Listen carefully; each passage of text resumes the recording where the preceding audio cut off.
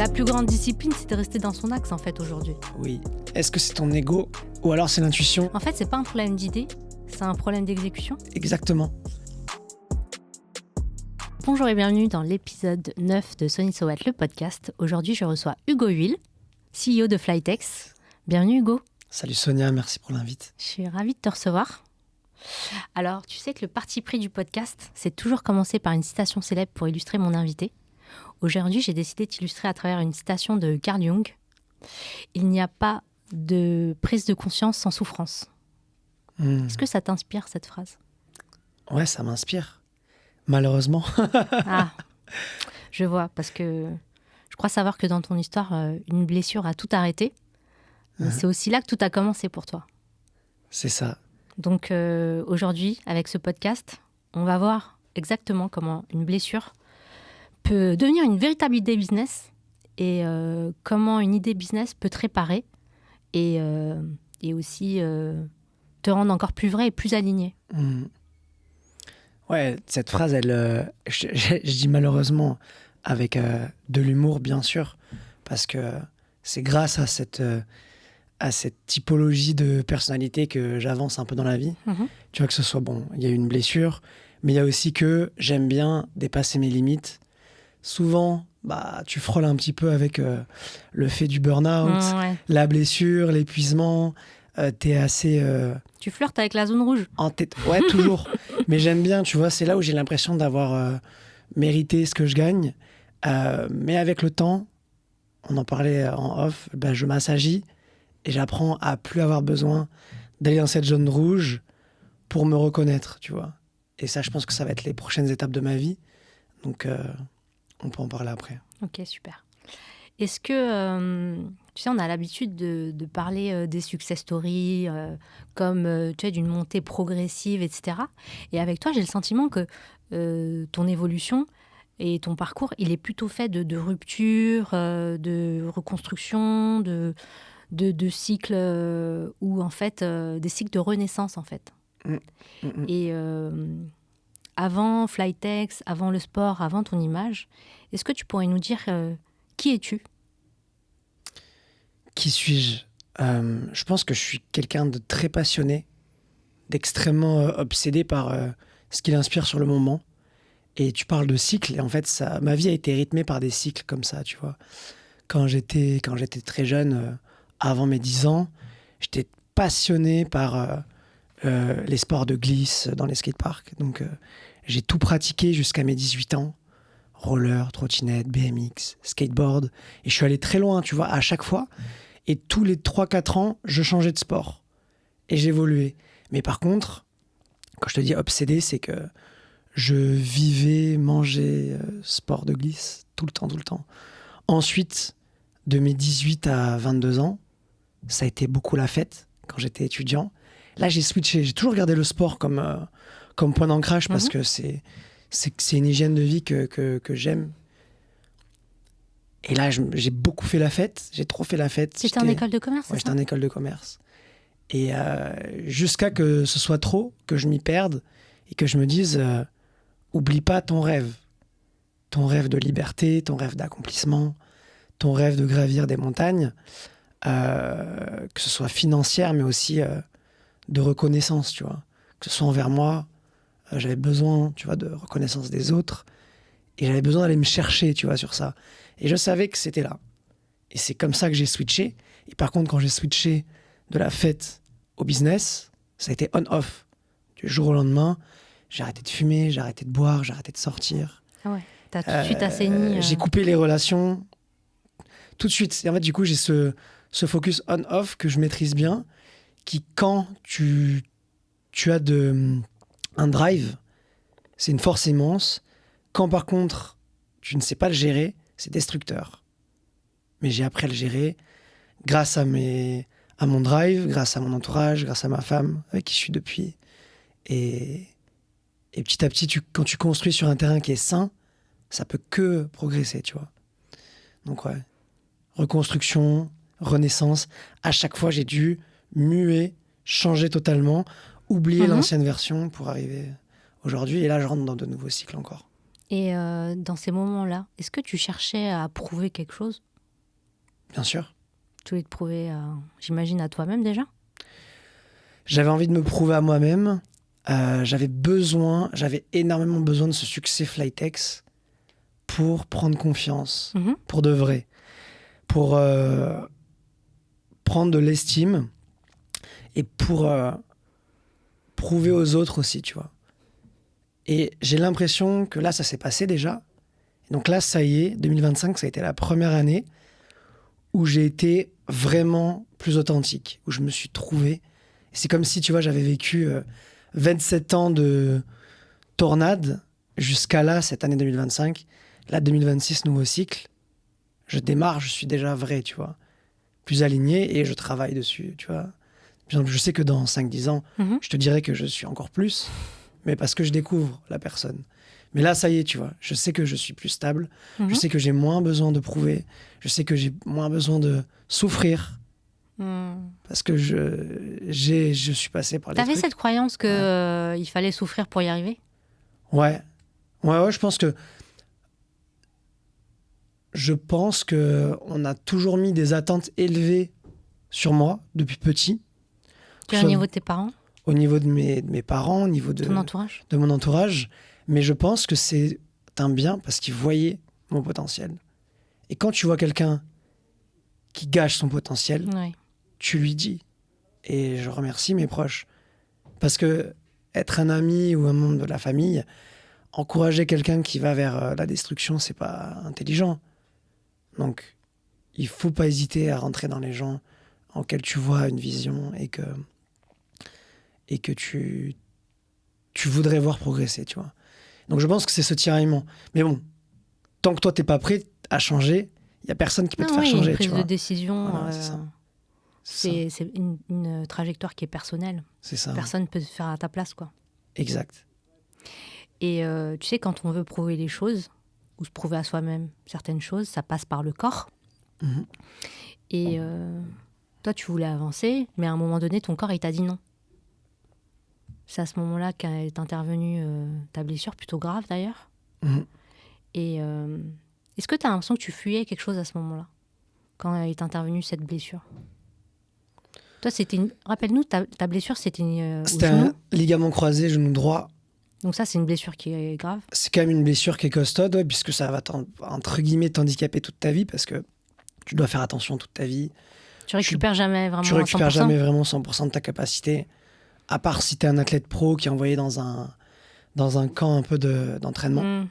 Tu récupères jamais vraiment d'un ligament croisé. Après, c'est pas non plus la fin du monde. Ouais. Opération, bonne rééducation. Mais clairement, je pense que il y a rien qui arrive par hasard. Et je me souviens, tu vois, que c'était la première grosse entorse au genou. J'étais en train de faire la fête avec des amis. J'avais, je crois, 18 ans. En fait, c'est en courant. Un pote m'appelle, je me tourne. Ma jambe ne suit pas. Le genou, grosse entorse. Mais peut-être que ce soir-là, il se serait passé des choses plus graves. Ah oui, bah c'est ça. Tu Et sais c'est pas, la en vie fait. qui te protège parfois, tu Ouais, vois. ouais, tout à fait. Tu sais pas de quoi demain est fait. En fait, c'est à la fin du film que tu sais si c'était une bonne chose ou une mauvaise chose, en fait. Exactement. Et après, quelques temps après, le genou très fragilisé, je faisais de l'escalade en bloc, donc sans corde. Et j'essaie d'attraper une prise. Je persiste. Et en fait, je tombe sur les tapis qui sont très mous. Et du coup, si t'as un genou qui est pas stable et que tu tombes sur un endroit mou, bah là, ça a pété. Et là, le ligament croisé a lâché. Ah, c'était à ce moment-là. Ouais. Ok. Et pareil, là où tu vois, c'était un été où j'aurais fait énormément la fête. Mhm. Je suis resté à la maison. C'est dans cette T'étais au période-là, repos forcé, quoi. repos forcé. C'est à ce moment-là que j'ai rencontré ma femme. Et peut-être tu l'aurais pas rencontré Peut-être que je l'aurais pas si rencontré. t'avais été un peu plus mobile. Exactement. Exactement, tu vois. Donc en fait, ça a été peut-être le moment charnière qui m'a forcé à ralentir, à me protéger, à rencontrer Mélissa, à avancer sur d'autres sphères. Et c'est là d'ailleurs, tu viens de me le faire réaliser, que j'ai commencé tranquillement à sortir, à faire ce pivot-là, tu vois, de cet environnement un peu négatif. Parce que j'ai pris du recul, tu vois. Et en plus, tu sais que le genou, bon, moi je suis très symbolique. Le genou, en fait, une blessure au genou, ça symbolise aussi un refus de plier. Hmm. Parce que forcément, c'est une articulation. Le genou, tu plies. Et en général, on dit que quand tu as une blessure au genou, c'est que tu as un refus de te plier ou d'accepter quelque chose. Hmm. Et que du coup, tu forces. Et en forçant, la blessure arrive à ce moment-là. 100%. Je suis totalement d'accord avec toi. Et ce qui me fait penser, tu vois, à l'autre transition qui m'a fait aller sur Flytex, c'est plusieurs projets business qui se sont enchaînés Mhm. pendant 4 ans, jusqu'au dernier qui a été particulièrement dur, qui était une start-up dans la Sportech. Donc on avait fait une levée de fonds. C'était le miroir connecté, C'est là? ça, ouais. C'était c'est un ça. miroir connecté avec Parce un que j'ai un peu coach étudié ton parcours qui te donne un entrepreneurial. cours. Donc en fait, le concept, c'était un miroir C'est ça, connecté et avec lequel tu es censé interagir c'est pour ça. avoir une pratique sportive. Exactement. Tu as un coach qui s'affiche comme un hologramme sur l'écran, D'accord. qui te dit salut, on va faire un cours de stretching aujourd'hui, de yoga, de D'accord. boxe. Et en fait, tu suis les mouvements du coach. Ouais, tu Même si tu es à reproduis. distance, c'est beaucoup plus facile de le faire. Tu te laisses porter. C'est pas genre tu as un cours sur une petite tablette. Ça... Le coach, il est presque grandeur nature, il fait plus d'1 mètre. Donc c'est vraiment plus immersif, tu vois. Tu as une caméra, tu peux avoir des gens en direct qui s'entraînent avec toi, etc. Gros projet à l'américaine. On s'est inspiré des US. Mais gros flop aussi. Mauvais time to market. Beaucoup de complexité. Parce que très très coûteux pour l'achat des stocks, pour le vendre. Les gens n'avaient pas tant d'argent que ça en sortie de Covid. Enfin, c'était un peu compliqué. D'accord. C'était en 2020? C'était en 2022. 2022. 2021-2022. Et justement, tu vois, le fait de vouloir forcer à avancer Mhm. et de ne pas vouloir lâcher l'affaire, c'est totalement ce qui a caractérisé mes autres blessures, qui étaient des grosses tendinites. J'ai eu des tendinites très sérieuses aux 2 épaules, aux poignets et aux 2 genoux pendant cette période-là. Mon corps était totalement Parce que là, c'était réfractaire. de l'acharnement, là. C'était plus. C'est ça. C'est là où j'ai compris la différence entre acharnement et ambition. Mhm. Et persévérance, je dirais. Et persévérance plutôt. Ouais. Moi, je dis qu'il y en a beaucoup qui confondent acharnement et persévérance. Mais dans ton cas, comment tu as eu l'idée du miroir, en fait? Parce que même le miroir, c'est un truc symbolique. Hein. Ouais, c'est Le vrai. miroir, c'est ce qui te renvoie à toi-même. L'idée du miroir, alors on était... donc je suis rentré dans le business du sport à la maison avant même d'être en confinement. D'accord. Donc c'était à l'époque en sortie d'études, je lançais des projets pour commencer à devenir entrepreneur, tu vois. Et j'ai lancé une marque de bande de résistance, donc pour faire du sport à la D'accord. maison. Ça marche pas. Du coup, je me dis, je vais changer de projet, tu vois. Je trouvais pas ma clientèle. Et genre 2 jours après, Macron annonce le confinement, fermeture des salles de sport. Le site explose. Genre littéralement. Je passe de 1 an et demi de désert en termes de business. Donc ça marchait, je commençais à prendre des compétences, j'avais compris le truc. Là déjà, j'avais fait une belle marque. Mhm. Et là, le site explose et je fais du profit. Pour la première fois. Là, je gagne une vraie liberté financière. Je me dis, en fait, ça y est. Genre, je commence à réussir en tant qu'entrepreneur, tout seul. On peut faire de l'argent sur Internet, ça fonctionne. Donc là, trop Donc cool. ça, c'est e-commerce, en fait? E-commerce, ouais, 100%. Et on essaie toujours de croître vers le mieux. Ensuite, on bosse avec des bureaux d'études, on développe une salle de sport portable, on pousse le truc au maximum. Et on se dit, les retours de nos clients sont c'est bien, mais c'est pas assez immersif. Je suis tout seul chez moi, je sais même pas trop comment m'en servir. Il me faudrait un coach, une application, un truc. Mhm. Et un associé m'avait rejoint à cette époque-là. Et nous, on était branchés toujours sur les US pour voir les dernières innovations. Et on voit Peloton. C'est les vélos connectés D'accord. avec un coach qui est en direct. Ok. Et on se dit, mais c'est incroyable. On creuse le marché de la Smart Home Gym et on voit qu'il y a Mirror, qui fait des miroirs connectés, qui a 2-3 salles de sport comme ça, enfin, gym digital, et qui pèse déjà plusieurs milliards d'euros aux US. On se dit, c'est un marché énorme, qui était là déjà depuis 10 ans aux États-Unis, qui commence à sortir juste grâce au confinement. En Europe, désert complet. On se dit, en vrai, pourquoi pas, tu vois? Donc on saisit l'opportunité, Mhm. on pivote, on réinvestit tout l'argent qu'on a gagné ces 2 dernières années. On fait une levée de fonds et on part en développement produit. On fait une belle levée sur un PowerPoint. On lève auprès de BA dans le sport qui sont assez solides. Et petit à petit, on arrive à build, tu vois. Donc on sort un prototype, le miroir. On fait un software en no-code. On tourne des cours sur fond noir dans un studio à Paris. Et on a un produit, tu vois. Et on se dit, mec, on a sorti un produit pour 30-40 000 euros, un miroir connecté. C'est une dinguerie, en vrai, tu vois. Et on se dit, bah vas-y, go, on lève. On prépare tout le lancement. Ça floppe. On en vend 0. C'était quoi le prix de l'objet? C'était 1 500 euros plus abonnement de 30 euros par mois. Ah ouais, d'accord. Ce qui est assez élevé, mais surtout mauvais time to market, parce qu'on sort du confinement et les gens ne peuvent plus se voir le sport à la maison. Ce qui était une trend est devenu la bête noire. Oui, les gens tu vois. voulaient retourner dans les lieux sociaux, reprendre une vie à peu près normale. Donc, ouais, je pense qu'effectivement, le time to market sur ce produit-là, il n'était pas... Il n'était pas bon. Il serait sorti avant Covid, peut-être, ça aurait eu plus d'impact. C'est possible, en vrai.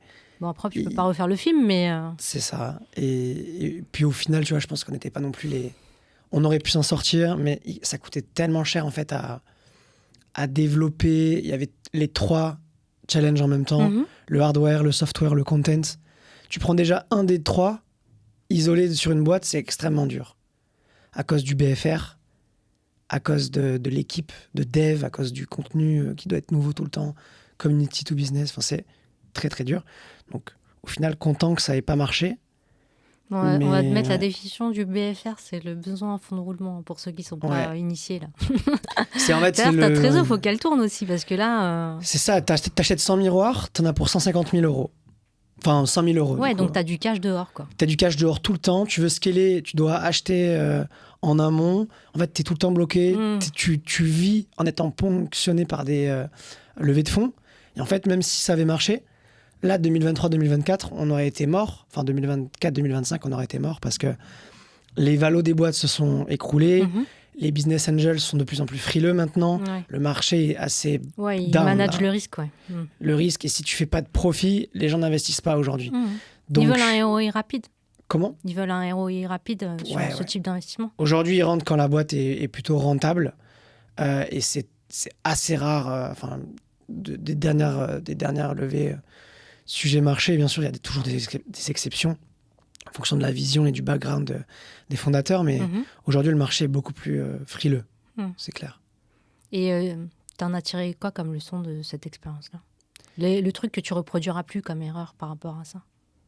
L'acharnement et pas écouter mon intuition. Ah oui. Je sentais que c'était pas le bon associé.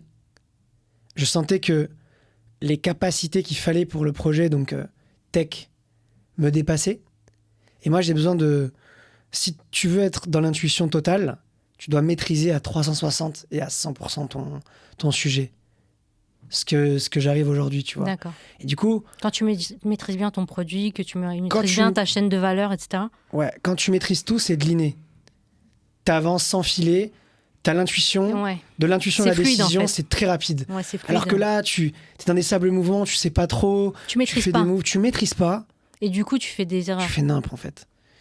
Et donc ça, c'était la première chose. Et l'intuition, c'était que j'étais pas au bon endroit. Je me sentais pas si bien, mais je savais pas encore me lire à l'époque.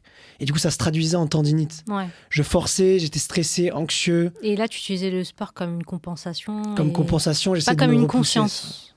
C'est ça. Et aujourd'hui, tu écoutes davantage ton corps ou tu continues à négocier avec lui ? Ça dépend de l'objectif. Ouais. Mais si jamais je le pousse, je le fais en conscience.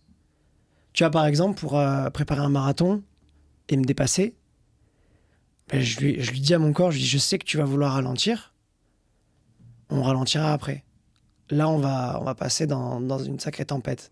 Et ça va être ça le cadeau. Mais par contre, je choisis mes batailles. Parfois, je me pousse pas à l'entraînement.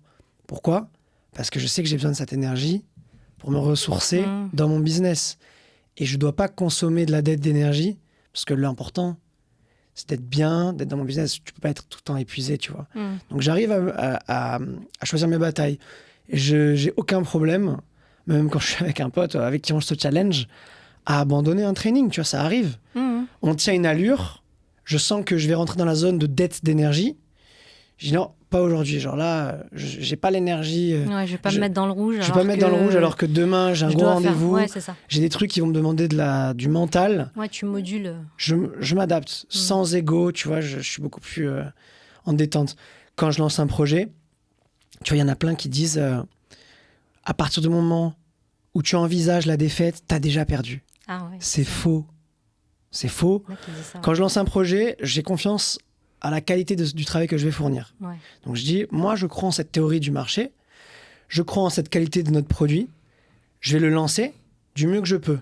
Après que ça marche ou pas, c'est pas moi qui décide. C'est le marché, c'est Dieu, c'est la vie. Et les aléas. Ouais. Et les aléas. Moi je m'en fiche, je mets pas d'ego sur si ça marche ou pas. On va tout faire pour que ça marche. Mais l'attraction d'un produit, elle doit pas être forcée. Quand tu sais que tu lances sur un marché, alors nous, on lance sur un marché qui est plutôt chaud, parce que c'est des gens qui nous connaissent, qui nous font confiance. Quand on lance un produit, il part d'une demande que nos clients nous font. On sait comment faire quelque chose de qualitatif. Si on le lance, en fonction des chiffres, on va voir si c'est quelque chose qui va vraiment cartonner, s'il faut qu'on mette de l'énergie dessus ou pas. Si ça floppe, c'est vraiment qu'il faut pas y aller. Et du coup, pas de problème, on force pas. Tu vois, je suis là détente. Je mets pas je mets pas ni mon ego ni toute mon énergie sur un truc qui n'a pas les signaux positifs. Ça sert à rien de forcer, tu vois.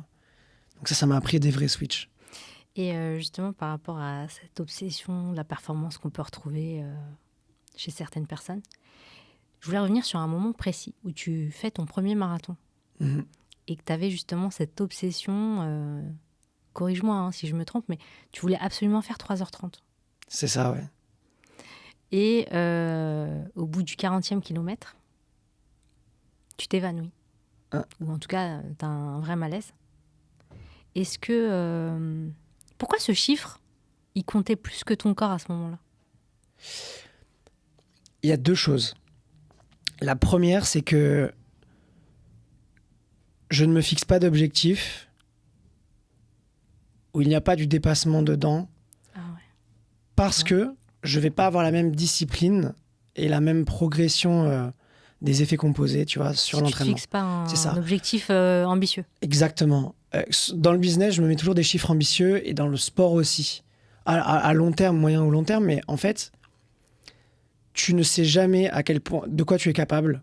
Tant que tu t'es pas mis dedans à fond. Tant que tu n'es pas dedans, et parce que tu ne connais pas la durée. La Sonia d'aujourd'hui, si elle se met un objectif dans 6 mois, elle va penser avec les barrières de la Sonia d'aujourd'hui. Mais dans 6 mois, si c'est ton focus... c'est génial ce que tu es en train de me dire. T'arrives, J'adore. dans 6 mois, t'es x10 meilleur. Mais oui, c'est ça. Et du ça. coup, il faut prendre une décision que la x10 meilleur aurait pris pour te challenger aujourd'hui. Et c'est comme ça que tu grandis. Faut que je parle à ma version du futur, t'as raison. Exactement. Donc, et du coup... certes, Sonia du futur, qu'est-ce que t'as prévu là? On peut y aller ou pas? C'est ça. En fait, il faut que tu négocies avec ta personne du futur. Avec ton potentiel du moment, de la date avec laquelle tu te fixes.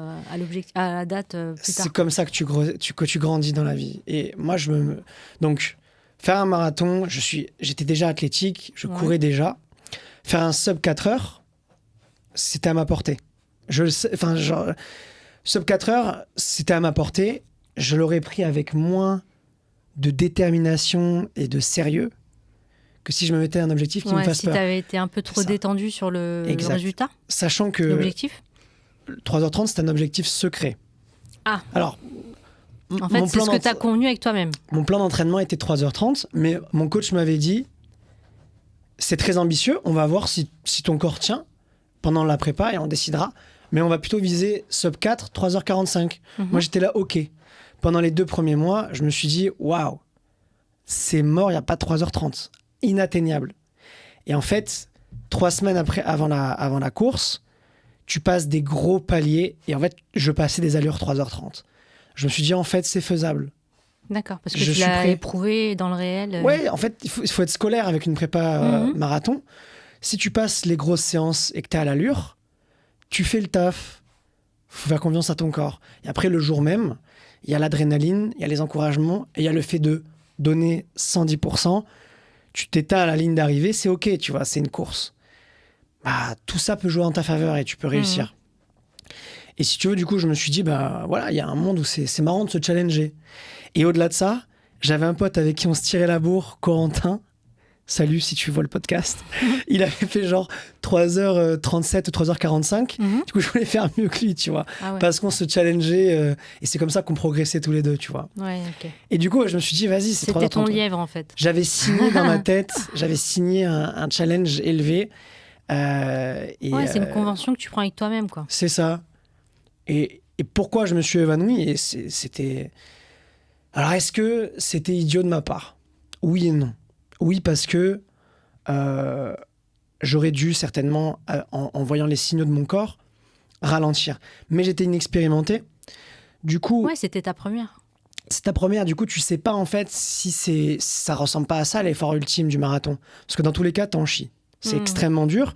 Et Je connais passé personne qui te dit que c'est facile. Hein. C'est pas facile. Et je savais que plusieurs moments dans la course, mon corps allait me dire prends le chemin de la facilité, ralentis. Et j'avais décidé d'ignorer à chaque fois ça. Parce que ton corps, il est fait pour te garder en vie, en fait.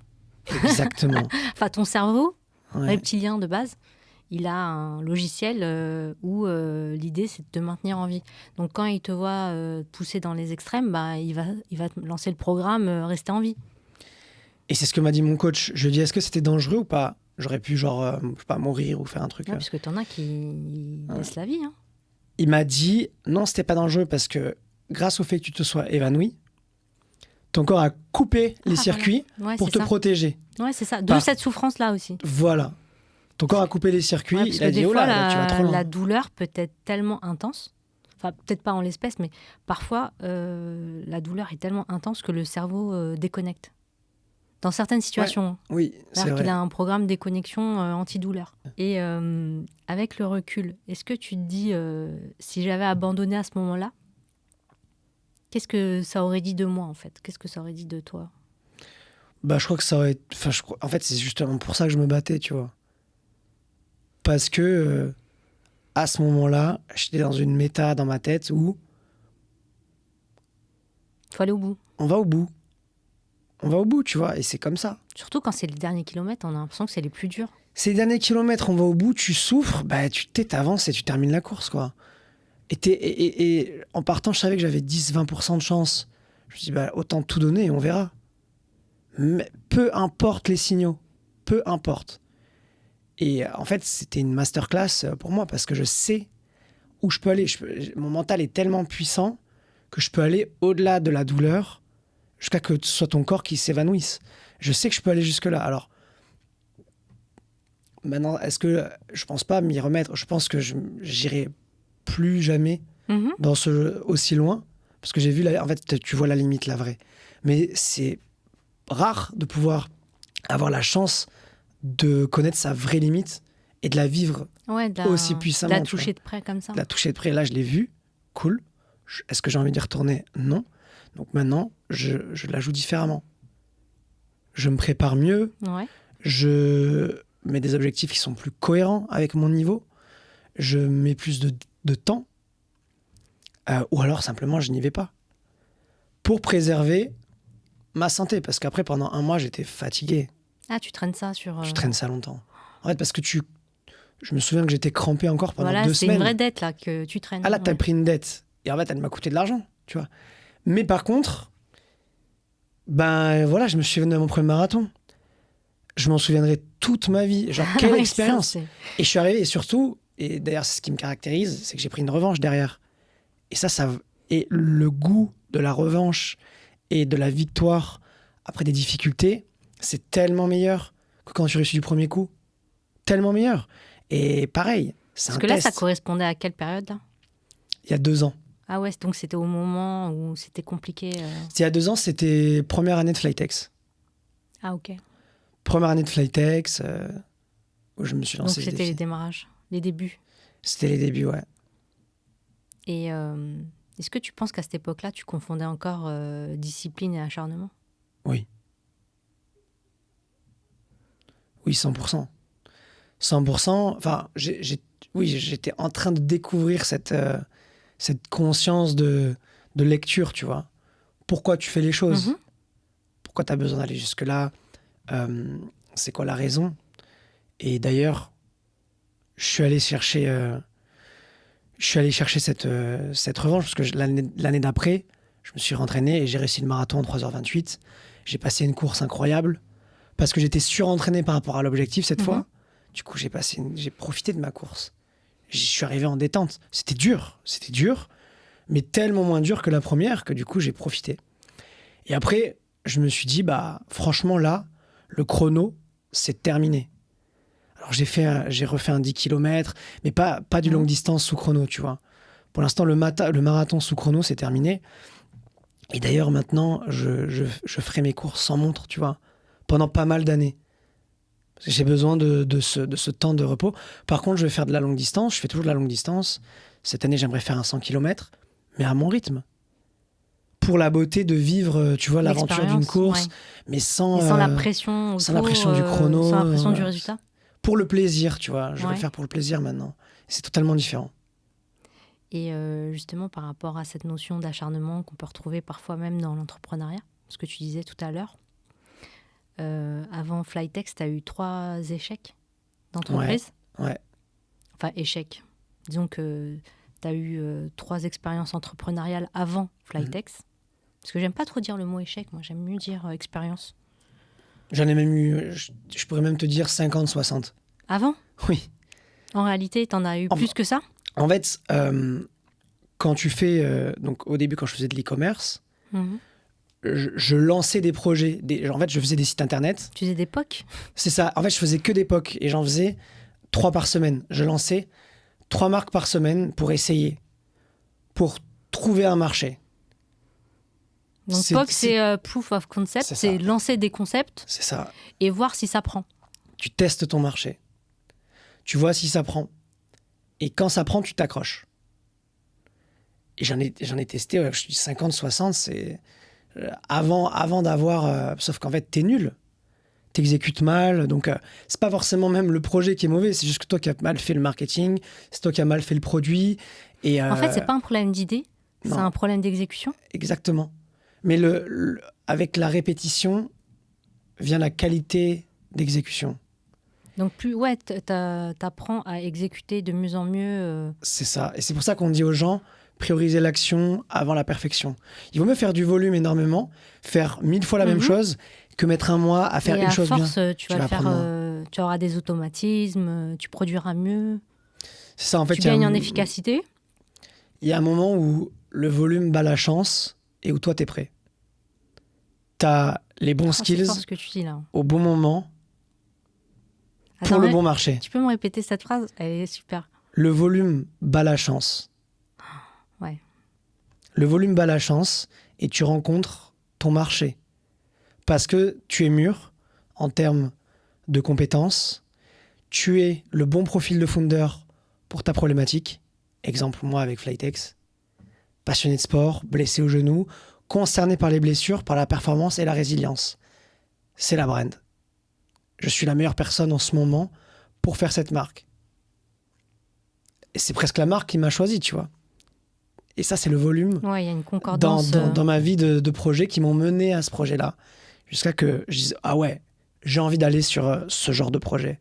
J'ai envie de m'intéresser à ça. Ça résonne avec moi. Ça résonne avec mon histoire. Ouais, il y a une résonance entre qui tu es et ce que tu fais. Et ce que tu dis aussi. Exactement. Et donc, quand tout est aligné comme ça, ça marche. C'est le parfait alignement des planètes, quoi. C'est ça. Mais ça, pour être aligné avec son projet, il faut que tes compétences dépassent le projet, en fait. Il faut que ce soit obvious, que ce soit logique, tu vois. À un moment, toi, tu vois, tu m'as l'air d'être quelqu'un d'assez connecté avec toi-même, d'assez déjà, t'as travaillé à l'intérieur. Donc du coup, quand tu parles, c'est toi, tu vois. Tu ressens, tu connectes avec la personne. Donc, tu étais à ce moment-là de ta vie où tu étais prête à faire un podcast. Si tu l'avais fait il y a 15 ans, peut-être tu aurais été là, tu sais pas comment te positionner, tu sais pas. C'est vrai. C'est vrai. C'était pas le fruit de mon vécu, en fait. C'est le fruit de ton souvent, on me vécu. demande pourquoi tu as lancé un podcast. Après, je dis, c'était l'heure, en fait. C'est ça. Et ça, c'est toutes tes expériences passées qui t'ont mené là. Et qui vont t'amener à ta gloire qui est faite pour toi et à ton impact dans le monde. Ton chemin... Parce que tu en as certains qui te disent que tout est déjà prévu, en fait. En vrai, c'est un peu ça. Moi, Et c'est pour ça d'ailleurs que c'est pas la peine de forcer. Parce que ce qui est fait pour toi viendra à toi. Après, faut quand même faire ta part du job, on est bien d'accord. Parce que je pense que si tu étais resté dans ton confort, il se serait rien passé. Flytex serait pas né. Mais en réalité, ce qui est fait pour toi te trouve tôt ou tard, quoi. Oui, 100%. Mais ça ne récompense que les gens qui le méritent. Et qui font ce qu'il faut faire, quoi. C'est Ils font ça. le job, quoi. C'est ça. Parce que personne ne peut le faire à ta place, ouais. Personne va te sauver, personne va le faire à ta place. Et ton destin va apparaître sous forme d'opportunités un peu tout le temps dans ta vie. C'est à toi de les saisir ou non. Et il vaut mieux être quelqu'un qui saisit toutes les opportunités et qui se plante 1000 fois plutôt que d'attendre la bonne opportunité. Parce qu'il n'y a jamais de bonne opportunité. C'est des tests que la vie te met pour voir si tu mérites. Tiens, je vais te mettre cette tasse devant toi, est-ce que tu la prends ou pas? Si tu la prends, je vais te mettre une plus grosse, je vais te mettre ce vase. Est-ce que tu le prends ou pas? Et en fait, la vie te teste. Toi, tu prends Ouais, pas. et après, ton libre arbitre fait que tu choisis. C'est ça. Et petit à petit, mais par contre, il faut rester. Mais après, je pense que ta boussole intérieure, comme tu disais, Ouais. l'intuition, moi j'appelle ça la boussole, là, eh bien, faut être vachement connecté avec. Parce que c'est ton intuition, en fait, qui fait la différence. C'est ça.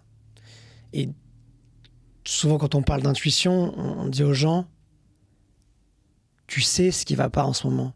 Tu sais ce que tu devrais arrêter. Tu sais qui tu devrais pas fréquenter. Tu sais quel changement. Tu sais ce que tu devrais dire à cette personne.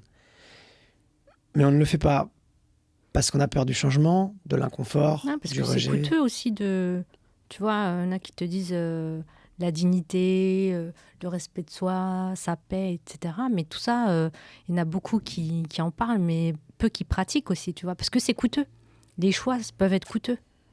Ouais. D'accepter le vide, parfois, d'accepter la solitude, parce que parfois, c'est des chemins solitaires, tu vois, quand tu te retrouves face à toi-même et que tu dois prendre des décisions. Et il y en a beaucoup qui en parlent, mais il n'y en a pas beaucoup qui pratiquent. Parce que tout a un coût, en fait. Toi, j'imagine que dans ton parcours d'entrepreneur, parfois, tu es face à toi-même. Même très souvent. Et d'ailleurs, tu vois, quand on parle de ce sujet-là, j'ai parfois l'impression que c'est 90% de solitude et de souffrance pour parfois une semaine où tout va tout seul, tout s'aligne, Voilà. tu connectes avec les gens, tu te rends compte du chemin parcouru. Tu apprécies vraiment ce que tu construis. C'est ça. Tu as une semaine comme cette semaine à Paris. J'ai fait 4 podcasts, on a 3 run clubs, j'ai mangé avec plein d'entrepreneurs qui sont des amis. Tu comprends en fait. Donc là, c'est la récompense un peu. Tu as la récompense. Mais avant ça, voilà. Je te dis qu'il y a une semaine, avant, il faut manger ton pain noir, entre guillemets. Pleurer ouais. Dans ma douche parce qu'on n'avait plus de trésor, parce qu'on a acheté trop de stock, il fallait résoudre des problèmes. Il y a un mec qui t'attaque en justice. Enfin, tu vois, il y a des trucs comme ça qui se passent dans le business. Ouais. Les cailloux dans la godasse, quoi. Tu sais pas comment tu vas faire. Mais... Et tu dois régler des problèmes. T'avances, tu vois. C'est toujours la même chose. C'est comme le marathon. Je trouve que les sports de performance sont particulièrement intéressants quand tu entreprends. Parce qu'aller au-delà de l'effort, ça te fait gagner un mental. Et derrière, quand dans l'entrepreneuriat, tu as des moments qui sont difficiles, tu arrives à rester à ton allure alors que tu es en souffrance. Et c'est grâce à ça que les choses se délient. Ouais. Maintenir le cap malgré l'adversité. Tu maintiens le cap malgré l'adversité, exactement. Même si tu souffres, tu gardes l'allure. Et ça passe. Et c'est comme ça que tu as du succès. Ton succès, il est à la hauteur de la souffrance que tu es prête à subir et à apprendre. Et quand tu étais dans ta phase où financièrement tu étais dans le rouge, tu étais anxieux, même épuisé moralement, tu t'es pas dit pourquoi je me suis pas arrêtée plus tôt? Non. Tu t'es jamais dit ça? Tu t'es jamais demandé pourquoi avoir repoussé Franchement, si c'était à refaire, je l'aurais même refait. Tu referais la même chose? Ouais, parce qu'en gros, j'étais en formation, là. Ah, tu l'as vécu comme une expérience formatrice? Ouais, en fait, ce qui m'a vraiment fait passer une étape, C'est justement dans cette phase-là de difficulté, parce que c'était tellement dur Mhm. que mon associé de l'époque a quitté le navire. Ah, il t'a planté? Lui, il a dit, Je moi, quitte je crois plus le... au projet. C'était le CEO, dis-toi. Moi, j'étais le bras droit CEO. Il a dit, moi, je crois plus au projet. Je vois que ça va dans le mur. Soit on s'arrête ensemble. Donc ça, c'était le miroir connecté? Ouais. Soit on s'arrête ensemble, soit tu continues, moi, je me casse. Je dis, bah, casse-toi, moi, je reste là. J'avais mis 100 000 euros de mes investissements personnels, de prêts que mon grand-père m'avait fait, de Love Money, etc. Il y avait des investisseurs qui étaient rentrés, certains que je connaissais bien. Mhm. Je vais pas lâcher l'affaire, Déserté tu vois. maintenant. Déserter maintenant. Alors que moi, dans tous les cas, j'avais tout perdu. Non. Parfois, en plus, quand tu es dans une start-up comme ça, en innovation, tu es à un leads de faire décoller la marque. Il y en a plein d'histoires comme ça. Tu es presque à zéro, et puis en fait, il y a quelqu'un qui te donne ta chance, il t'achète 100 miroirs, boum, ça décolle. Moi, je croyais à cette petite En chance-là. fait, on tu ne vois. sait jamais quand est-ce que ça va On ne décoller. sait jamais, donc dans le doute, tu donnes tout. Et j'avais en fait extrêmement peur, secrètement, d'être au devant, d'être le leader, d'être le CEO. J'ai pas eu Donc le tu choix. t'es mis quelqu'un Donc pour, je me suis mis quelqu'un. pour porter le truc symboliquement. Je me suis mis quelqu'un inconsciemment qui m'a beaucoup appris, que je remercie, et qui m'a Qui était laissé... plus âgé que toi, j'imagine. non Ouais. Il avait 7 ans de plus que moi. Et qui m'a laissé quand j'étais prêt. Je me suis retrouvé sans filet. J'ai vu qu'il n'y avait pas de différence. J'ai compris que je pouvais leader un projet avec ma vision. Et c'est là où j'ai pris confiance. Donc après, ces 6 mois qui ont suivi, bah, c'était la vraie énergie de Hugo. Voici ce que ça donne quand j'ai pas de limites, quand je n'attends pas après quelqu'un pour me driver dans mon chemin.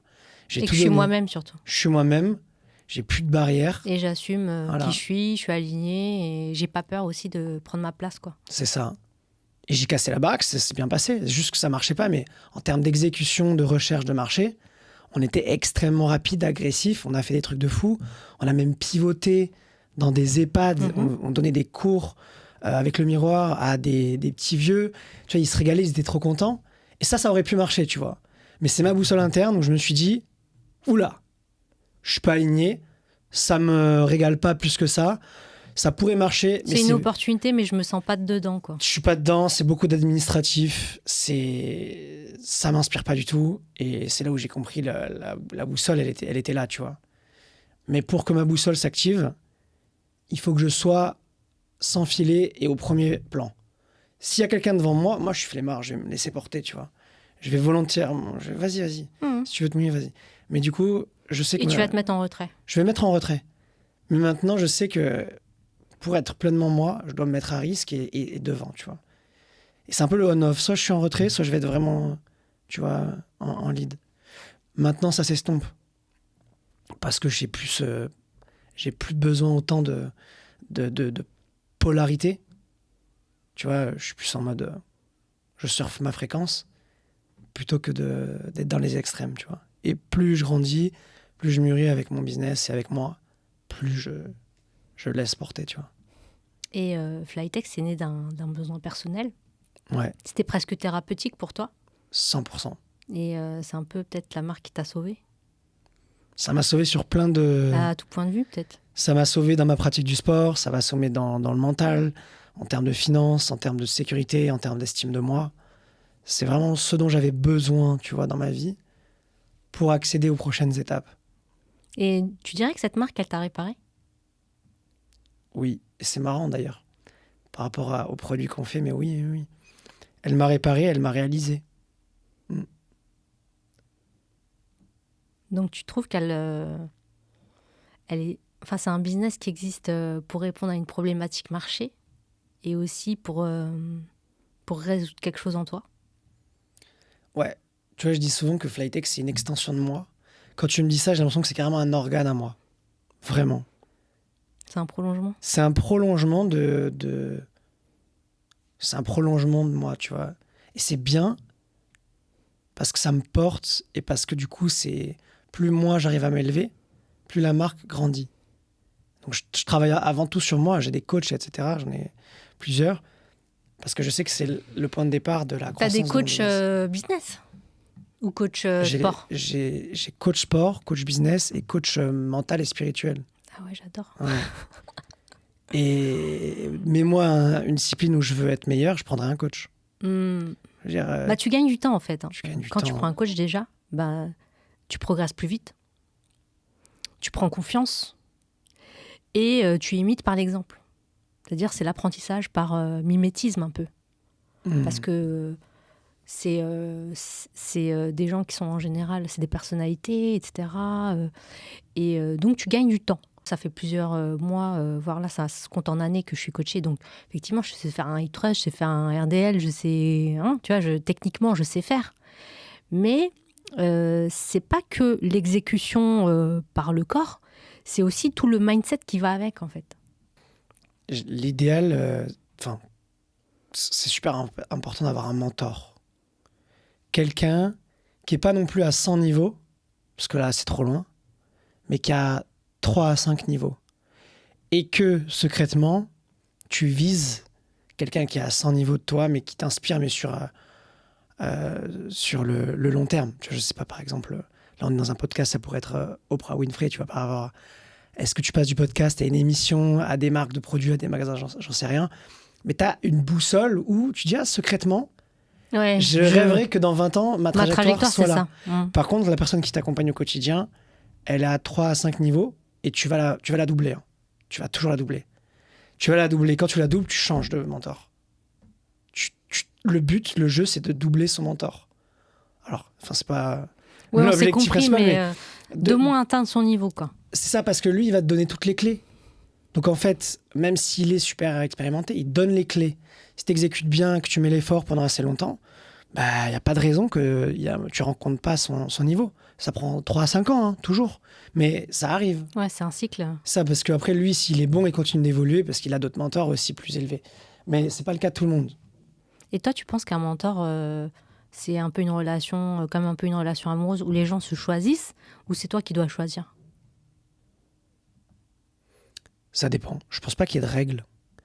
Ça peut être le destin qui te met un mentor sur ta route. Et dans une discussion, tu comprends. Sans pour autant qu'il y ait l'étiquette d'apposer. Voilà, ouais, c'est ça. Ça peut être ça. Ça peut être toi qui contactes la personne.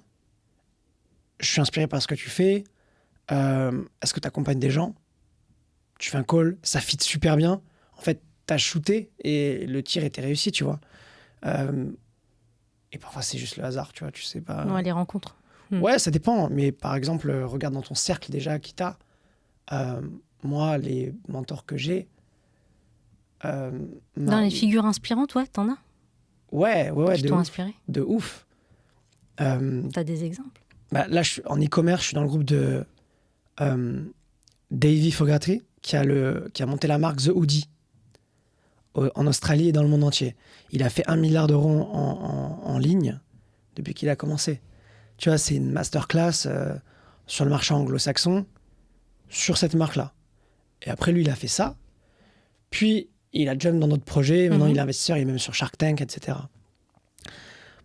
Lui, il a fondé un groupe avec les meilleurs coachs qui ont fait tous plus de 100 millions d'euros sur chaque micro-domaine qui touche une boîte en ligne. Track record de fou. Il y a le COO, l'ex-COO de Gymshark dedans. Je lui parle, j'ai accès puisque je paye le mentoring mensuel. D'accord. On a mis notre stock aux États-Unis. Il m'a donné le bon entrepôt que Gymshark utilisait. Comme ça, je sais que j'ai une logistique qui est impeccable aux États-Unis. Ouais, t'as accès à des gens comme ça. Supply chain, c'est il faut optimiser.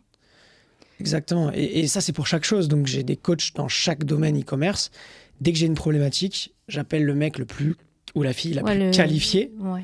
Et j'ai accès à un top mondial. Tu vois. Tu as accès à la connaissance et aux bonnes pratiques sur ce domaine-là. C'est ça. Et ça, je pense que j'ai vu une pub. J'ai vu une pub sur Insta. Daily Mentor, fait par lui. J'ai dit go, j'ai apply. C'est 1 800 € par mois. J'ai apply direct. Je ne me suis pas posé de questions. Ouais, c'est un investissement et tu t'y retrouves largement. Et ouais, je pense que là-dessus... De toute façon, on ne peut pas réussir seul, en fait. Je pense, foncièrement. Non, tu vas trop lentement. Tu peux, mais ça dépend quel est le niveau de ta réussite. Après... réussir seul dans le sens où, à un moment, si tu veux scale, tu es obligé d'avoir des méthodes, d'y aller à un certain niveau d'efficacité opérationnelle et autres. Donc, tu es obligé de faire de la méthode et de la perf, quoi. T'as ça et t'as surtout la prise de risque. Jusqu'à un certain niveau, tu joues, c'est rigolo, t'as pas trop de risques. De 1 à 3 millions de chiffres à l'année, tu peux le faire de 1 à 5 personnes, tu peux y aller. Mais passer de 5 à 10, de 10 à 100, à un moment donné, il faut accompagner. tu peux aller en tôle si tu te plantes. Enfin, tu vois, Oui, ta responsabilité. elle est énorme. Donc, il faut faire attention à ce que tu fais. Il vaut mieux aller avec des gens qui sont qualifiés, qui savent ce qu'ils font. Ouais. Et si aujourd'hui, si Flytech s'arrêtait demain, worst scénario, qu'est-ce qui resterait de ton identité? La même chose que quand je suis arrivé, je pense. Quelqu'un d'extrêmement ambitieux, qui veut chercher la performance, le dépassement et qui veut se trouver constamment, tu vois. Continuer à creuser et à cette quête de liberté, et ça passe par enlever les barrières mentales, par la liberté physique, financière. J'aurais toujours la même chose. Ouais, tu garderais cet ADN-là de... T'as 2 scénarios. T'as Flytech s'arrête et j'ai vendu, donc j'ai de la vraie liberté. Et là, je fais des choses qui me font vraiment kiffer. Et t'as Flytech s'arrête et j'ai plus d'argent, voire des dettes. Et là, je repars en grind. Je suis obligé. Moi, mon niveau de standard et de vibration, il est en liberté. Si je l'ai pas, je me mets dans une cave avec un ordi et je travaille pendant 3 ans jusqu'à que j'ai quelque chose qui me fasse ressortir de terre. Il y a un truc qui ressortirait. Ouais, et là seulement tu peux respirer parce que je joue à mon vrai niveau. Là, je joue à mon vrai niveau, donc je peux créer des choses qui sont cool et qui me ressemblent. Si t'es en mode survie, t'as droit à rien, mon gars. Et je vais pas être là à me plaindre, je vais pas en vacances. Non, t'es pas à ton niveau, tu bosses. Tu mérites pas, donc t'as pas. Exact. Tu te remets en mode... Ouais, mais ça, c'est parce que c'est un choix de vie, tu vois. Ouais, parce que t'es exigeant. Mais bien sûr. Je suis exigeant, je sais ce que je veux. Tu te contentes pas de la médiocrité. Et je refuse d'être médiocre. Ouais, et ça coûte, c'est le prix du travail. Ouais, ça coûte, mais c'est ça. Et tant que t'es pas à ce niveau-là, tu fais la boucle. Et là, tu vois, dans les prochaines années... Justement, j'aime bien que tu aies sorti le mot la boucle, ça tombe bien avec ma transition. Parce que maintenant, tu ne cours plus pour gagner ou te prouver les choses. Aujourd'hui, tu cours pour exister autrement. Et c'est là qu'on en arrive à la boucle. Donc, la philosophie autour de ça, la boucle, c'est pas juste un événement. La boucle, c'est pas juste un événement, c'est un nouveau genre de course que j'ai voulu faire aussi en réponse à mon expérience du marathon. Remettre du plaisir dans la course à pied, s'écarter un peu de la pression du chrono et vivre des choses avec les humains. Moi, c'est ce qui me porte aussi, tu vois, c'est les connexions humaines. C'est une critique un peu implicite du running moderne, où c'est tout pour la perf et un peu moins pour l'expérience. C'est pas une critique parce que je suis personne pour critiquer, tu vois, un mouvement qui me porte aussi parce que... Non, c'est juste une pratique que tu choisis. C'est une alternative, en fait. C'est une alternative. C'est pas, je suis pas en guerre contre le chrono du running, tu vois, au contraire. Je trouve ça très bien. C'est juste que c'est ce que j'avais dit dans le discours du festival, c'est on a tous des chronos, on a tous des belles courses dans l'année, mais qu'il n'y ait que ça, c'est un souci, tu vois. En fait, t'as pas de choix. C'est soit la vraie course encadrée, stressante, t'es au départ et tout, t'es là, t'es stressé, tu sais pas comment tu vas faire, t'as ta montre, soit rien. Heureusement, il y a les run clubs ces dernières années. Ça, c'est trop cool. Tu connectes, c'est chill, etc.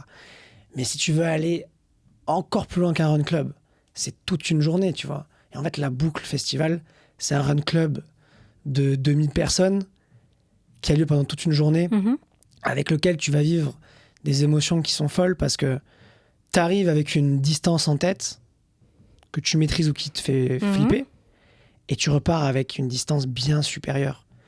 Tu as des tonnes de personnes qui sont venues dans l'idée de faire un 10 km, qui ont fait un marathon. Pourquoi ? Parce qu'elles y vont à leur rythme, à 8 km/h, à 7 km/h, on s'en fout. T'es pas jugé. On tourne tous en rond. Que tu fasses 60 ou 10 km, tu vas courir presque à la même allure. D'accord. Tu vas discuter avec les gens autour de toi, tu peux faire une pause. Après ça, tu vas boire une bière, tu fais un sauna, un bain froid. Et tu fais des rencontres, tu cours sans pression. Et ça t'amène beaucoup plus loin que si tu étais contracté, stressé, et que tu avais tout à donner en 1 heure, tu vois. Et c'est ça, en fait, l'ambiance de la boucle, c'est un grand run club de 2000 personnes. Sauf qu'à la fin, tu as une médaille de 60 km. Et tu es trop content, tu vois. Et ça a lieu quand? Là, cette année, c'est le 30 mai 2026. C'est où? C'est à l'hippodrome d'Anguin, donc c'est à 20 minutes de Paris. Et on peut accueillir jusqu'à 4000 personnes sur place. L'année dernière, on était 1500. Là, cette année, on a déjà plus de 520 ou 530 dossards de vendus. Donc, on est beaucoup plus en avance que l'année dernière à la même période. Mhm. Donc, je pense qu'on sera entre 2 et 3000 cette année D'accord. pour la 2e édition. Alors moi, tu sais, j'ai commencé ma carrière sportive avec la course. J'ai commencé à courir... Parce que pour moi, c'était un peu une fuite, la course. Pourquoi? Parce que ça me permettait de m'évader. En fait, j'ai commencé à courir pour évacuer mon stress, mes pensées, etc. Et quand tu cours, tu as l'impression que tu laisses tout derrière toi. Et maintenant, je pratique plus le renfo, muscu, cardio toujours, mais un peu moins la course. Et là, j'ai eu un accident de scooter au mois de septembre. Et ça a tapé le genou, forcément, etc. Bon, j'ai rien eu de grave, mais je pouvais plus courir, je pouvais plus faire des exercices bas du corps, etc. Et c'est là où je me suis dit, bon, faut que tu reprennes la course, en fait. Moi, je l'ai pris comme un signe qu'il fallait que je me remette à courir. Et je me suis dit, non, tu peux pas en rester là. Il faut vraiment que tu reviennes à un bon niveau de course, parce que t'as pas été blessé, on t'a laissé ton genou, donc fais-en bon usage, tu vois. Profitez-en, ouais. Est-ce que tu penses que les gens devraient pratiquer davantage la course à pied? Parce que là, tu vois qu'il y a de plus en plus de gens qui s'y mettent quand même. Ouais, moi je trouve ça bien. En fait, est-ce que les gens devraient pratiquer davantage la course à pied? En vrai, je recommande les gens de faire davantage de sport. En général, ouais. En général. En fait, il faut aller vers ce qui t'attire. Faut pas forcément suivre un sport par rapport à une mode. Tu vois, il y a beaucoup la mode de l'Aerox, du marathon, etc. C'est top. Enfin, si tu te sens attiré par le mouvement, vas-y. Mais te force pas si c'est pas ton truc. Ouais. Si tu as une structure corporelle qui va pas du tout, genre, imagine, je sais pas moi, t'as trop mal quand tu cours. Bah, déjà, commence par soigner, par trouver des solutions et après cours. Mais ne te rabaisse pas parce que tu n'arrives pas à courir, parce que tu as trop mal quand tu cours. Soit c'est parce que tu fais les choses mal, donc peut-être prends un coach ou renseigne-toi, fais-toi suivre par un kiné. Soit fais du renfo, parce que c'est peut-être mieux pour toi, tu as peut-être plus besoin, ton corps n'est pas prêt à encaisser l'impact.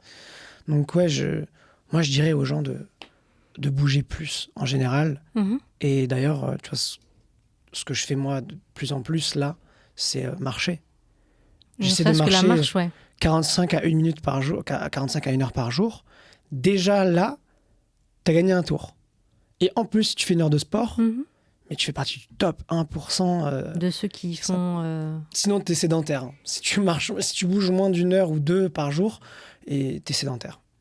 Et on connaît les dégâts que ça fait. Donc ouais, moi je dis aux gens, courez si ça vous donne envie. Partez vraiment progressivement au début. Allez pas suivre les allures que vous voyez sur Strava ou sur Instagram. Si vous devez courir à 6 ou 7 km/h au début, c'est OK. Il faut laisser le temps d'encaisser l'impact, les muscles autant de se renforcer. Et progressivement, si vous aimez, si vous avez un objectif qui vous tente... Genre faire un Aerox. Un Aerox, un marathon, peu importe, allez-y. Allez tester de nouvelles choses. Tu vois, récemment, je me suis mis à la boxe. J'avais envie de reprendre un sport de combat depuis longtemps. J'en avais fait pas mal plus jeune du judo. Et je me suis dit, bah voilà, ça va être cool de reprendre un truc à zéro. T'es nul de nouveau, tu vois. C'est trop bien. C'est quelque chose qui me complète. Ouais, c'est de la découverte et de la curiosité aussi. Curiosité, voilà, il faut... Changer un peu de faut aller chercher registre pour sortir un peu de ton confort habituel. C'est important, ouais. Parce que sinon, si t'es là, tu fais que du business, ça fonctionne, t'es avec des gens qui te disent que ça fonctionne. Toi, tu dis, ah, c'est bien, c'est vrai que je suis pas mauvais et tout.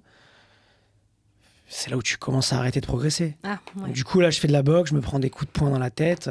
Je dis, ah, t'es nul, tu vois. Il faut recommencer. Je peux te présenter 2-3 boxeurs pros si tu veux. pour en prendre plein la tronche. Ils vont t'apprendre la vie. Niveau boxe. Et, ça te redonne de l'humilité, c'est chouette. Ouais, c'est clair. Et tu dis aujourd'hui être beaucoup plus aligné, beaucoup plus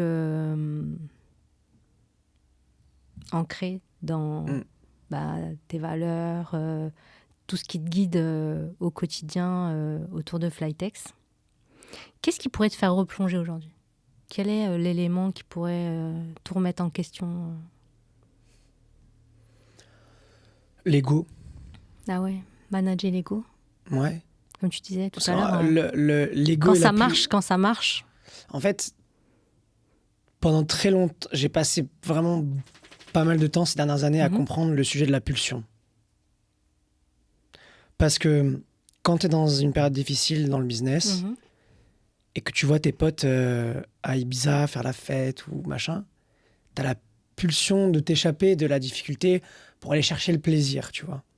La gratification immédiate, là. Le plaisir, tu vois, qui pourrait venir à moi et complètement déstabiliser ma vie. La petite dopamine, là. Ce serait la dopamine dans l'alcool, la fête, la drogue, les femmes, tu vois, par exemple.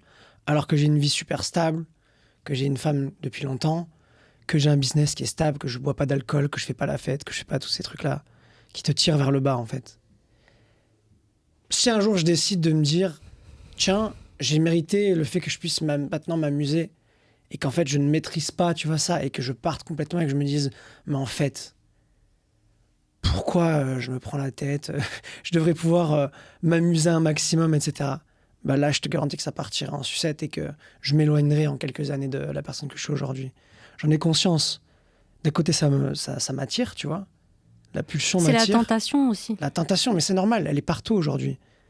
Elle est partout. Mais c'est plus facile de céder à ça que de résister et de rester dans ton axe. À 100%. D'ailleurs, tu vois, la plus grande discipline, c'est de rester dans son axe, en fait, aujourd'hui. Oui. Je me souviens, tu vois, d'une interview que Mike Tyson avait fait. Un journaliste lui dit c'est quoi le plus dur dans votre métier? C'est l'entraînement, c'est les combats, c'est prendre des coups? Il rigole, il dit non, c'est de pas aller en boîte le soir et de m'amuser, tu vois, avec des femmes, par exemple. Parce qu'en fait, c'est le défocus et c'est ce que la société te vend. Tout est fait pour te déplacer de ton axe. Ouais.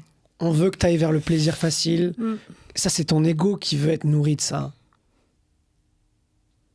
Et la grande force, c'est de rester ancré. Et d'être en humilité par rapport à ça. D'être en humilité et d'être dans ce qui est juste et pas ce que tu aimerais. Tu vois. Juste le vrai. Il y a une nuance entre... Il faut rester dans l'enthousiasme et dans l'envie. Mais ça, c'est ton intuition qui te guide. Et tu le sais tout de suite. Est-ce que c'est ton ego? Et là, ça va être des pensées qui vont être plus négatives. Ah, mais regarde ça, tu pourrais être plus ça. Nan. Ou alors, c'est l'intuition, c'est une voix qui est plus basse, plus douce, et tu sens qu'il résonne vrai. Et ça m'arrive parfois, tu vois, de passer de... J'oscille entre ces personnalités-là, tu vois. Ça n'a rien de schizophrène, c'est normal. Mais tu es composé de tout. Tu es composé de ton ego, de ton intuition, de ton être réel. Apparemment, on est fait de lumière et de part d'ombre aussi. Exactement. Et il faut savoir les lire. Et la part d'ombre, il faut savoir la placer au bon endroit. Faut pas la nier, parce qu'à un moment, elle te pète à la gueule tôt ou tard, sans prévenir. 100%. Mais faut manager ça correctement. Faut pas se renier, tu vois, mais... Parce que la part d'ombre, c'est un très très bon moteur. Moi, la part d'ombre, je la place devant mes concurrents. Si jamais tu te mets devant moi et que tu essayes de me barrer la route, je vais dire ok, je vais invoquer mon genou. Je vais le mettre devant toi. Par contre, on va faire la guerre et là, ça va être terrible pour toi parce qu'il est très puissant. Mais par contre, j'arrive à le rentrer dans ma poche pour laisser parler un peu plus la lumière, tu vois. Et c'est ça que j'essaie d'habiter au quotidien davantage. Mais j'ai conscience que j'ai les deux. Est-ce qu'il y a quelque chose qui te fait peur aujourd'hui? Justement par rapport à ça. Par rapport à ça, non. Mais ce qui me fait peur parfois, quand tu as mis autant d'efforts pour bâtir un projet, un empire, que tu t'es habitué aussi à une situation et à de la liberté, tu as peur parfois de tout perdre. Avant, t'as rien à perdre, tout à gagner. L'impermanence des choses. C'est ça. Donc du coup, parfois, j'ai peur de tout perdre, de me dire, et si demain, Flytech, ça s'arrête. C'est pour ça que je continue à mettre, tu vois, de l'énergie énormément, 10 fois même plus qu'avant, parce que tu veux que ça continue. Alors, c'est des périodes parfois où tu flippes un peu, parce que parfois les chiffres et la trésorerie, et tu fais des erreurs, et il y a plein de choses. Il faut pas avancer dans la peur, mais parfois, ouais, je me pose la question, je me dis, c'est vrai que ça me ferait flipper. Du coup, la réponse à ça, dans ma période de vie aujourd'hui, c'est de sécuriser. Ouais, au maximum. Sécuriser, ouais. Tu sécurises un peu. Tu ne vas pas tout réinvestir. J'ai tout réinvesti pendant 3 ans. Aujourd'hui, j'essaye aussi de me sécuriser financièrement. En dehors du business, petit à petit. Tu vois. Est-ce qu'il y a des hommes d'affaires ou des entrepreneurs que tu aimerais rencontrer? Ouais. J'aimerais bien rencontrer, tu vois, le CEO de Gymshark. Le fondateur de Gymshark. C'est un Américain? Oui, c'est un Américain qui a un ADN. Il n'a pas construit ça avec sa nana? Non. C'est pas un couple, Gymshark? Je crois pas. À part si je dis n'importe quoi, mais il me semblait. Je crois pas. Je crois que c'est un solo founder à la base. D'accord. Il vient du sport. Il vient du sport et il a un peu un ADN comme Flytex au début. Il est arrivé, il a testé un peu quel produit sur son marché du fitness allait le mieux fonctionner. Puis il s'est entouré d'athlètes qui ont porté la marque, qui ont créé le mouvement. Il est toujours resté pure player en ligne jusqu'à là, il y a 1 an ou 2, où il a sorti une boutique. Donc c'est ses stores, il n'est pas distribué par d'autres marques. C'est un pure player qui a gardé la maîtrise jusqu'au bout. Mais tu vois, si je suis bon, on fait mieux que Gymshark. J'aimerais bien, je nous le souhaite. Ah, c'est tout un écosystème autour du sport. C'est tout un écosystème autour du sport. Et lui, il a un peu enfoncé la voie. Après, Gymshark, c'est un ovni, tu vois. Si on fait même la moitié, je serais très content. Et bon, on arrive à la fin de ce podcast, Hugo. Tu n'as pas vu le temps passer sur la compagnie Sony Sowat Podcast. Le vol s'est passé sans embûche et sans escale, n'est-ce pas? C'est vrai. C'est passé vite, hein? Ça fait combien de temps? Ça fait 1 heure Je sais pas, c'est pas vite. Ça fait 1 quand heure et on demie, est en là. bonne compagnie, n'est-ce pas? C'est vrai. En tout cas, ton parcours montre une chose. C'est que on peut aller très loin en forçant, mais on peut aller encore plus loin en se comprenant mieux. C'est vrai. Il vaut mieux surfer la vague plutôt que lutter contre les... Non, de toute façon, la vague, elle sera toujours plus forte que toi. 100%. Et si tu devais résumer ton chemin en une phrase, sans marketing, sans bullshit, sans posture, ce serait quoi? Ton mantra, ta phrase, Si je devais résumer, tu vois, un peu mon parcours et où j'en suis aujourd'hui, c'est je suis juste un gars qui s'est réalisé en entreprenant entre sport et passion et qui aide aussi les autres à prolonger la leur. C'est beau. En tout cas, Hugo, merci. Merci pour ta participation au podcast. Je te souhaite beaucoup de succès encore avec Flytex. Merci beaucoup, Sonia. J'espère que tu reviendras sur le podcast pour les prochains épisodes et les prochaines grandes étapes de Flytex. Avec grand plaisir. Merci beaucoup pour l'invitation. Voilà un invité canin sur le podcast. Là, on a un invité surprise. Donc, Rusty, Sonia. Enchantée, Rusty. Tu seras dans les prochains invités, vu que tu étais particulièrement sage. On l'a pas entendu, hein. Elle était très sage. Très, très sage. Elle était très sage. Hugo a décidé de prolonger la séquence de Noël un petit peu. Et là, j'ai des fabuleux maintiens de compression. Est-ce que tu peux nous en dire un peu plus sur la techno autour de ça ou pas? Donc là, tu vois, on dirait une grande chaussette. Oui. Globalement, on a pris le meilleur du médical avec le maintien articulaire et on a pris le meilleur du sport avec la compression qui est juste là pour accélérer ton flux sanguin. On a créé le maintien de compression. On a spécifiquement resserré autour de l'articulation, ce qui te donne naturellement plus de maintien, de stabilité et moins de douleur. Là, tu as la compression sur toute la jambe. Donc, tu as aussi de la récupération active. Tu évites les crampes pendant la course. Et après, si tu la portes, tu vas avoir moins de courbatures. Et c'est pour ça que ça devient un outil qui est simple, mais extrêmement performant. Si tu viens de boire avec un problème, une douleur, une blessure, oui, ça va t'aider. Mais pour faire bien les choses, tu dois aller chez le kiné. Oui, il faut un travail de fond. Tu fais ton travail de fond, tu renforces, et Mhm. ça, c'est un outil supplémentaire qui va t'aider à ne pas rechuter Ouais. dans ce que tu as déjà, ne pas empirer ce que tu as déjà. Ça sert de prévention, et ça Ouais. sert aussi énormément pour la reprise du sport. Et tu vois, les gens comme moi qui ont eu un ligament croisé il y a des années, la gêne, elle est toujours là. Tu vas pas empirer ta gêne, tu vas pas la dégrader. Par contre, quand tu cours, c'est beaucoup, beaucoup plus confortable.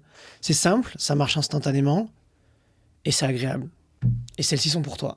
Oh, mais c'est adorable. Hugo, merci beaucoup. Merci, Sonia. On va se laisser là. Bon, qui sera le prochain invité de Sonic the Watt